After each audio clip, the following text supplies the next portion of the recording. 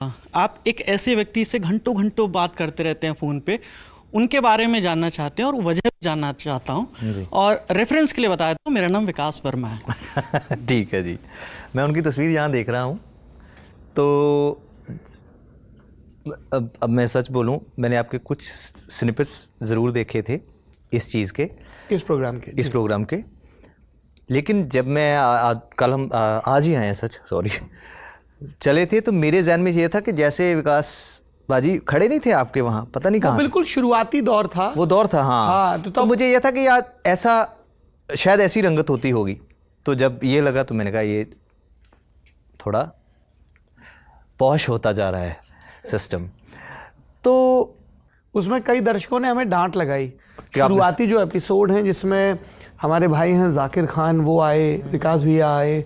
अच्छा, वो खड़े थे ना? और कुछ एक मेहमान थे यहीं। हाँ जी, यहीं पे इधर पे होता था। ओके। तो लोगों ने कहा यार 2-2 घंटे गेस्ट को खड़े रखते हो, कुर्सी तो दिया करो।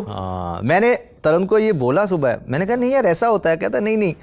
तो आपकी इसकी तस्वीरों गई है ना उनको। हाँ, तो इसलिए देखिए बाद के जो मेहमान है और उसके बाद लकड़ी की होती थी कुर्सी।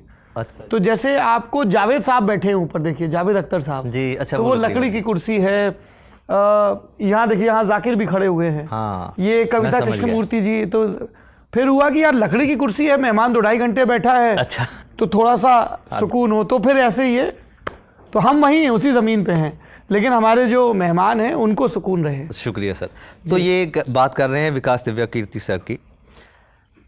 तो मेरा कोई ऐसा कहूँ कि ऐसा राब्ता बहुत पुराना भी नहीं है। अब मुझे पता नहीं कि मैं आपको कह सकता हूँ कि आप बैठ सकते हैं, क्योंकि मुझे लग रहा है कि आप इतनी देर खड़ी रहेंगे। ठीक है जी, बिल्कुल चलेगा। तो मैं यहाँ से सर, मेरी एक उर्दू की एल्बम है, जावेद साहब की आपने बात की, उन्होंने वो रिलीज़ की थी मुंबई में। शबाना जी, क्योंकि हमने इकट्ठे फिल्म की थी द ब्लैक प्रिंस, उसमें वो मेरी मदर का किरदार किया था, महारानी जिंद कौर का। वो महाराजा दलीप सिंह का एक बायोपिक था जो इंग्लिश में फिल्म बनी थी, लॉस एंजलिस की एक ब्रिस्टीन एंटरटेनमेंट पार्टनर्स कंपनी है जिन्होंने 12 Years a Slave जैसी फिल्म बनाई, बहुत कमाल की किताब, कमाल की फिल्म, उन्हीं की प्रोडक्शन की ये फिल्म थी। तो तब से मेरा शबाना जी के साथ रब्ता था। तो जावेद साहब को वो बॉम्बे आ गए तो रिलीज़ हो गई। उस एल्बम की एक नज़म, उर्दू की नज़म थी, वो रिसाइटल है, गाया नहीं है। मैंने पर्पसली उसको रिसाइट किया ताकि आपकी सारी कंसंट्रेशन उसकी म्यूज़िकोलॉजी पे, कंपोजिशन पे ना जाए, सिर्फ ख्याल पे रहे। तो मैंने सिर्फ उसको बोला है, उसी में से ये मैंने आपको बताई थी। तो वो नज़म थी कि खूब रूहों को कोई ये इत्तला कर दे कि अब चश्म की तलवार से यूं वार करना जुर्म है, गैर वाजिब है निगाहों से ये सब दिलदोजियाँ, इन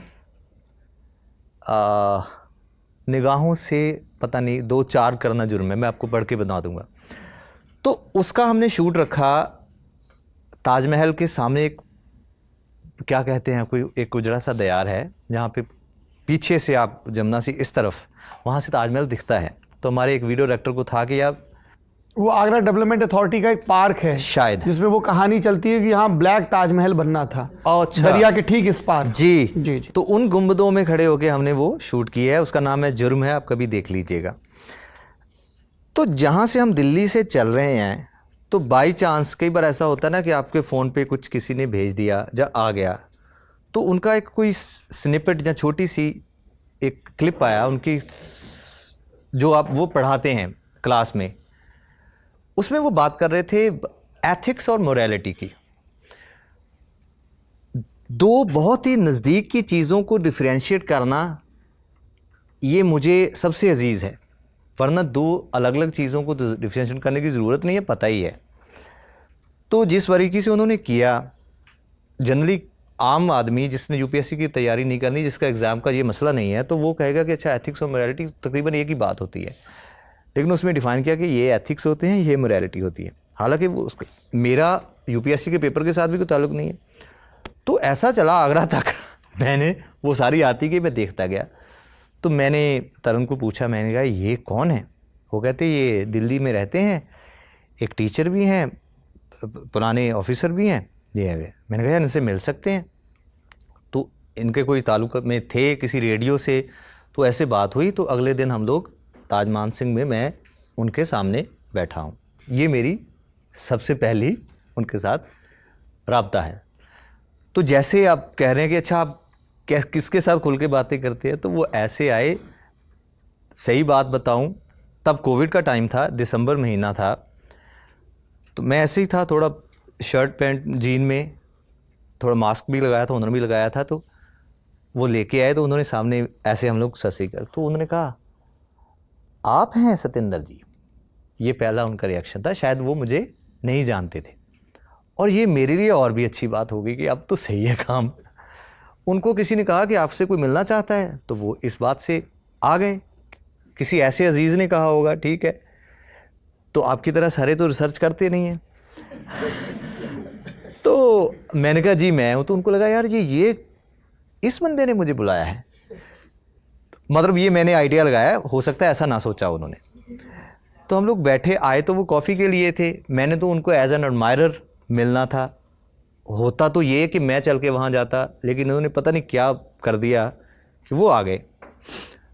तो रात हो गई, खाना भी हो गया, अब बातें ऐसी चली जैसे आपको पता ही है ना कि कोई बातें ऐसी होती हैं कि घुलती जाती हैं और खिलती जाती हैं, तो वो ऐसा होता गया। तो ये मेरा राब्ता है। उसके बाद फ़ोन पे मैं कई तरह के उनके साथ सवाल करता रहता हूँ, ख़ास तौर पे लैंग्वेज के, कि ये क्यों हुआ है, ये कैसे है, इसको कैसे लिखते हैं, कि अच्छा देवनागरी में आखिर में भी आधा गा हो सकता है, जैसे फिर उन्होंने मुझे रेफरेंस दिया कि जैसे भागवत है तो वो जो लास्ट का त है वो चाहे आप हलंत लगाएं या ना लगाएं वो आधा ही साउंड करेगा। तो ऐसी लैंग्वेज की बड़ी बारीक बारीक बातें जो मैं किसी के साथ और के साथ नहीं कर सकता।